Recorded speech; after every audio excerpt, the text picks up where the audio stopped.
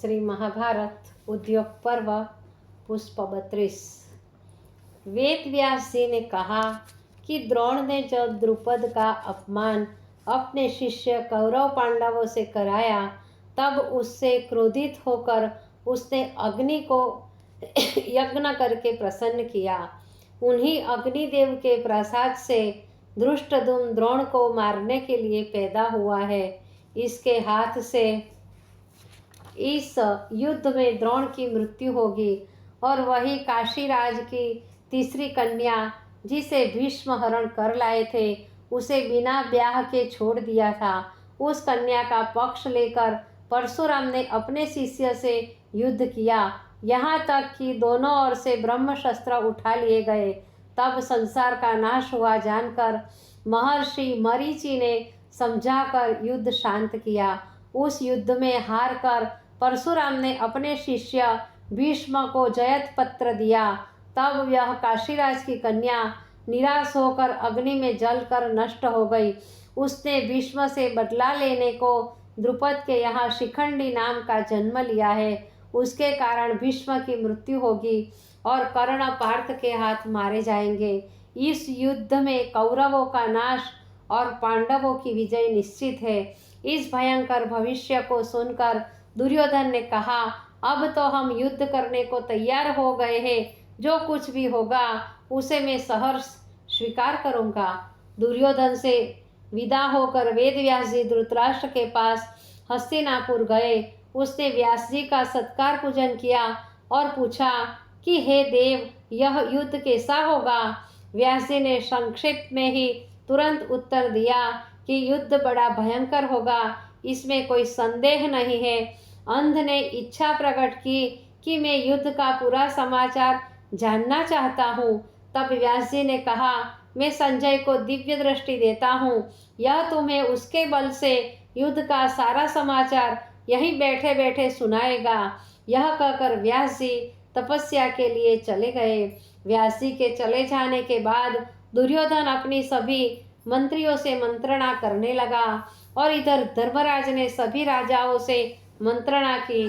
सभी ने एक स्वर में कहा, दुर्योधन से युद्ध करके ही भूमि प्राप्त हो सकेगी। अब कुछ युद्ध के विचार नहीं पलटे जा सकते हैं। यह सुनकर युधिष्ठिर ने श्री कृष्ण से कहा कि हे महाराज, यद्यपि यह न्याय संगत है कि जो अपना अंश न दे उसे मार भी देना चाहिए, परंतु फिर भी मेरी इच्छा है कि कौरवों से युद्ध न करके संधि कर ली जाए। यह सुनकर द्रौपदी क्रोधित होकर कहने लगी कि हे माधव, धर्मराज की तो बुद्धि भ्रष्ट हो गई है। वे संधि की बात सोचने के पहले मर क्यों नहीं जाते। अरे, जिसने नग्न करने का भीषण क्रूकृत्य किया उसे आज भी जीवित रखने की बात कहते हैं। एक पति वाली स्त्री की तरह लज्जा नहीं लूटी जा सकती थी, जैसे कि 5 पति होते हुए भी मेरी दुर्दशा की गई थी। इससे तो ये 5 मर जाते और मैं विधवा हो जाती तो अच्छा था। यह सुनकर अर्जुन ने कहा कि हे द्रौपदी, अधिक कटुवचन न कहो, मैं अब कौरवों से इस पृथ्वी को खाली कर दूंगा। इसके बाद श्री कृष्ण जी ने युधिष्ठिर को समझाया कि हे धर्मराज, अब आप संशय को छोड़कर निर्भय होकर युद्ध के लिए तैयार हो जाओ। शत्रु के साथ कुछ करके और उसे मारकर ही राजा बना जाता है।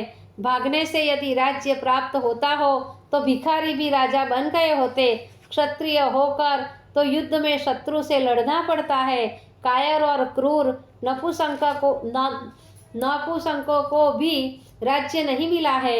इसलिए तुम विगत निसंदेह होकर क्षत्रिय धर्म पर डटे रहो। यह सुनकर द्रौपदी ने फिर युधिष्ठिर पर आक्षेप किया कि जो कुछ श्री कृष्ण कह रहे हैं वह तुमने सुना कि यदि मेरुगिरी के समान बड़ा और काल के समान भी भयंकर शत्रु हो तो भी क्षत्रिय को उससे नहीं डरना चाहिए।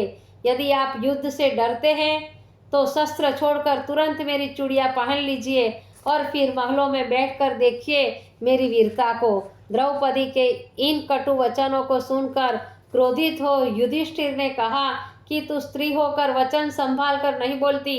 मैं तुम्हारी जो अधिक प्रतिष्ठा करता हूँ उसका तुम दुरुपयोग करती हो। तुम्हें मैं बता देता हूँ कि युद्ध में मैं काल से भी नहीं डरता हूँ। यदि मुझे विश्व में डर है तो केवल अन्याय और अधर्म से। मैं धर्म के लिए अभी तक सब कुछ सहन करता रहा। अब अधर्मी कौरवों का विनाश निश्चय होगा, क्योंकि श्री कृष्ण हमारे साथ है। ये सदा न्याय और सत्य की विजय कराते हैं। यह सुनकर श्री कृष्ण ने युधिष्ठिर को अभय वरदान दिया और कहा कि मैं शंकर की शपथ खाकर कहता हूँ कि यदि विश्व की सभी शक्तियाँ दुर्योधन का साथ दे तो भी अब उसकी रक्षा नहीं हो सकती है। मैं तन मन धन से आपकी सहायता करूँगा। यह सुनकर युधिष्ठिर बहुत ही प्रसन्न हुए और पांडवों को अपनी विजय का विश्वास हो गया।